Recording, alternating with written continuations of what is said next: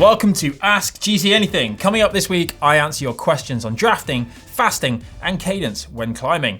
If you do have a question that you would like answered on the show, drop it in the comments below with the hashtag talkback, or to be in with a chance of winning a free 3-month subscription to Zwift, use the hashtag AskGCNTraining. And you can put this on Twitter as well if you like. Right then, the first question is from Alan Crawford. I've noticed a few times in a medium to large group of 10 to 12 people and up to 50 people that when you're in the middle of the group, you seem to get drawn into the slipstream nicely. But once you start getting towards the back or being dropped, it seems like the slipstream turns quite turbulent and starts to work against you. Is there any factual evidence, or is it just me being weak, tired, and my mind coming up with excuses for why my group is leaving me in the dust? Right, I had a quick look across the internet actually to find a good bit of research on this, and there's a company called Swiss Side who have done a study on this. And the answer is that actually you do get a drafting effect even as far as 20 meters behind the group in front of you. So even at 10 meters behind the group, I'm just reading the numbers off the screen, 10 meters behind the group, you'll be saving 30 watts at 45 kilometers an hour. Obviously, if you're doing 30 kilometers an hour, you would expect the wattage saving to be a little bit lower. But actually you could even notice at that speed an effect of drafting right up until 20 meters. And then after that point, it starts to disappear completely. What I think you're experiencing is that constant surge and relax, surge and relax. The further you are back in a group, the more of an elastic effect that the speed of the group in front of you is going to have on your legs. You're constantly playing catch up and then you're having to back off. And that's not going to help your tired legs. Hopefully that's a suitable answer for your question. The second question this week is from Somhairley McCormick. Hi guys, I love the show. I've recently invested in a power meter and noticed that my power zones and heart rate zones don't match. I'm either going full gas or easy with my heart rate zones, and there's not much in between. Previously, I tried training in heart rate zones, but I found them either too easy or too difficult as a result. Now with the power meter, I can train in defined power zones, but there's still a mismatch with the heart rate. For example, zone 1 heart power is zone 3 heart rate, etc. So what I think is going on here is that perhaps your zones aren't calculated in the same way. Maybe you've got more zones for your heart rate than you have for your power, or vice versa. So instead of trying to get them both to match up, I would go with just using the power meter for the minute. It's your new tool and you can get used to using that, and you can use your heart rate as an observational tool. Keep using it in the background and you'll start to grow this catalogue of information that you can then refer to over a few weeks' time. Do this for around 3 to 6 weeks. You'll start to understand how your heart responds to certain power numbers, and you'll start to gain better information. If your zones don't match up for whatever reason, or they've been calculated slightly differently, they are never going to match up. So build this new bank of knowledge and hopefully you'll get on well with that. Good luck.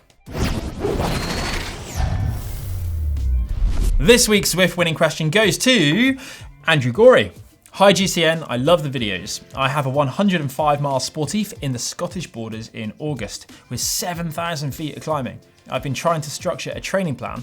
What sort of sessions should I be working on? The weather has got a lot better and I would enjoy doing my training outdoors rather than in the pain cave. I tried to do around 4 hours of training each week, so fitting it in around that would be good. Right then, we've sent your question off to Zwift. The coaches over there have answered it. And it comes back with this. The key demands of your event are going to be endurance and climbing. So your training should focus around developing those attributes. Endurance training, first up. Right. Generally, to improve our extended endurance, we need to go long and low intensity. So the endurance gain is going to come after riding for around 2 to 3 hours or more. However though, with your limited time to train, you're going to want to stimulate your endurance system with a different method. To do this, continue those low intensity rides that we just spoke about. Start out with a ride of around 90 minutes, but then include surges that go up towards your threshold power. To start off, you want to do 30-second surges with 2-minute recoveries, and you want to do those 10 times in a ride. And the idea is to build them up to 20 times 1-minute surges with 1-minute recoveries, so you're going on, off throughout the ride. The effect that these efforts have on your body is that they trigger an increase in the demand for oxygen and increased rate of breathing. This constant turning on and off of the oxygen demand has the effect of improving your aerobic efficiency and therefore also your endurance. As we said, start out with the smaller, shorter efforts and build up until you can do the 20 times 1-minute efforts. When it comes to the climbing side of the event, it's going to involve long periods of around tempo effort.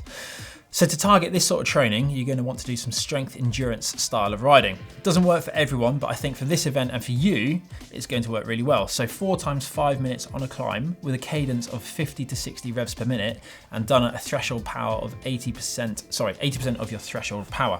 If you do these efforts seated and your hands relaxed on the bars, that will really help you make sure that all the effort is coming from your legs and you're not wrenching around on the bike trying to force any extra effort through those pedals. And then finally, the climbs in this event are long. And if you don't have any long climbs available to you, you can now use your free Zwift subscription to use the Alpe Zwift. And I think there's one here called the Radio Tower. Both of these are over an hour in duration and will be great training for you. Good luck with your quest in August and enjoy. Neil Simpson apologises for the next question because it's about his undercarriage. I commute to work, which results in an 8 or 9 hour gap in shorts wearing.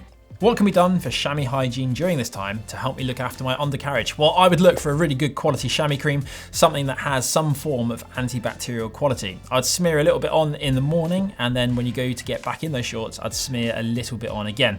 Probably best smearing it straight onto your undercarriage rather than into the shorts. Hopefully that will help prevent the spread of bacteria too far. Oliver Hero's up next. Hi gang, thanks a lot for your pieces of advice, really useful. 2 questions. One's pretty clever and the other one less so. How can you keep a high pedaling cadence without bobbing up and down on your saddle?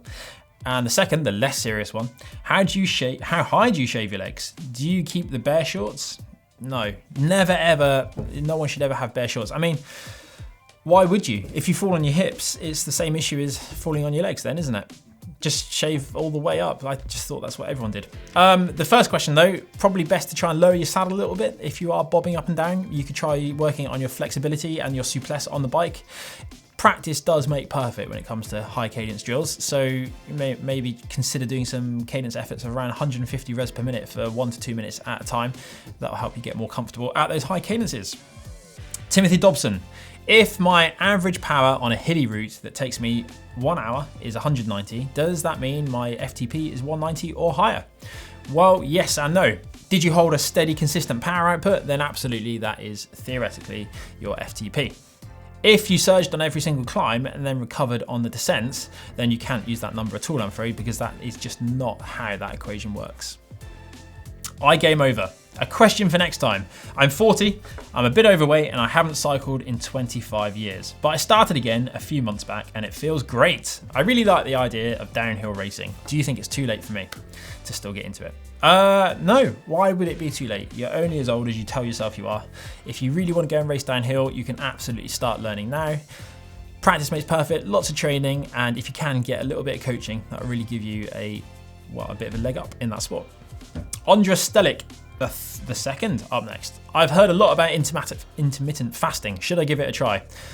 Well, I've come up with the clever answer of saying, well, you could, but I only recommend doing it intermittently.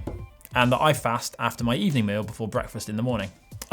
Personally, to be really honest, when it comes to messing around with your body's natural rhythm, I'm not a huge fan because it kind of has these delayed reactions later. So yes, if you believe in what you've read and you want to try it, absolutely give it a go for a couple of weeks and see how you get on. But in the long term, I really believe that your body should be able to self-regulate its own hunger. And if you start messing around with those signals, you just create problems for yourself later on. Bran McFinchad Matsukaze workshops. I bet you were popular with the teacher when she had to do the register. After last night's mountain climb, I found I have issues spinning up hills in low gears. On the flat or lower gradients, I'm comfortable spinning at 105 to 110 revs in the saddle. When it gets steeper and I drop down to smaller gears, I find it uncomfortable or awkward to get much above 85. Yet I don't have the strength to stay in a higher gear. Well, I did some research with Sai last year, and it turns out this is all to do with inertia and muscle movement patterns. Basically, our muscles will fire differently when we're on the flat to when we're on climbs. Trying to accelerate your legs to the dead spot on a climb is going to take longer than it is on the flat, so it's normal that actually your cadence is going to drop that little bit on a climb. To be really honest, a cadence of 85 on a climb is actually not that bad at all. But if you do want to improve this, what you could do is do some intervals of around 90 to 95 revs for around, well, anywhere between 5 and 12 minutes basically. This will really help your ability to maintain a higher cadence on those climbs. Jan Kroken up next with a question about aerodynamics. From what I understand, the aerodynamics of the wheel is most important for the front wheel. while the responsiveness would be more beneficial in the rear. So how come no one rides around with only a deep section in the front? For example, a Shimano C60 in the front and a C24 in the rear. Well, Jan, when it comes to aerodynamics, I really think that a lot of people fail to recognize the fact that actually a bike still has to handle well. If you were to ride with a shallow wheel in the rear, so for example, you started out with 80mm wheels and you punctured the rear and you got a 35 or a 40 as a replacement, it's gonna feel really weird to the point that you'll drop back to the team car a second time to get a matching front wheel. When you've got a deep front wheel and a shallow rear one, the bike feels really reluctant to turn in. And when you're racing, this is really important. But also, for example, if you're on a bike and you're doing a time trial, it would again feel like the front of the bike was just kind of being led and the back was following it more keenly. It's always more comfortable to ride with a deeper wheel in the back than it is in the front. Hopefully that answers your question. The final question this week comes from Eku Diella. Hopefully I'm saying that right. I'm a 50-year-old woman struggling to come back after 3 months off following an injury, a non-displaced patella fracture. That sounds awful. Pre-injury, I was doing around 250 kilometers a week and I had an FTP of 220 watts, which is really good. I've been back 3 weeks doing 4 to 5 1-hour sessions each week of sweet spot or threshold, but I can't hit any good numbers or speeds. Will I get back to where I was before? When? How? I've got a goal of 2 weeks in the mountains in August. PS, please bring more women into the show. You know, we ride bikes too. Right, Ekudiela, you will absolutely get your fitness back. You've only been training again for 3 weeks and you would expect it to take a lot longer than your off period to get back to full fitness. So after an injury like that, you would expect around 12 to 16 weeks of good, consistent work to get back to the level that you're looking for, which will just about get you back to where you want to be in time for August. Something else though, when I looked through what you said, was you focused on the sweet spot and the threshold side of things. Don't be afraid to do one session each week, which goes above and beyond your threshold. So something like a VO2 stroke anaerobic effort. So that 30-second to 3-minute window. Doing efforts like that with a really short recovery in between them will really give you an absolute, well, it would be like hitting your fitness with a big heavy hammer. It's going to really boost your fitness faster than you would expect. And then something else that you mustn't neglect when you're trying to get back to fitness is actually your recovery. We focus so much on I have to do more to get fitter.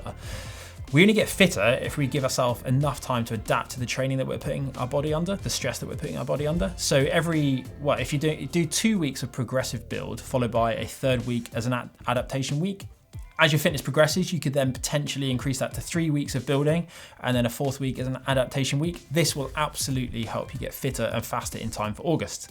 And then on your final note, yes, we do absolutely need more women here on the channel. So if you do have a question and you are a female, then drop it in the comments box below along with everyone else that writes in every single week. The hashtag is TalkBack for all of your normal questions.